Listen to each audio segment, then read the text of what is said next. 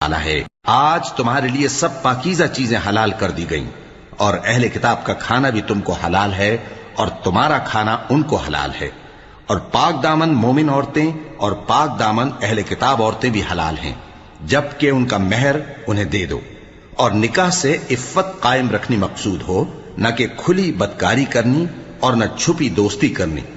اور جو شخص ایمان کا منکر ہوا اس کے عمل ضائع ہو گئے اور وہ آخرت میں نقصان پانے والوں میں ہوگا۔ مومنوں، جب تم نماز پڑھنے کا قصد کیا کرو تو اپنے منہ اور کوہنیوں تک ہاتھ دھو لیا کرو، اور سر کا مسح کر لیا کرو، اور ٹخنوں تک پاؤں دھو لیا کرو، اور اگر جنابت کی حالت میں ہو تو نہا کر پاک ہو جایا کرو، اور اگر بیمار ہو یا سفر میں ہو یا کوئی تم میں سے بیت الخلا سے ہو کر آیا ہو یا تم نے عورتوں سے مقاربت کی ہو، پھر تمہیں پانی نہ مل سکے تو پاک مٹی لو اور اس سے منہ اور ہاتھوں کا مسح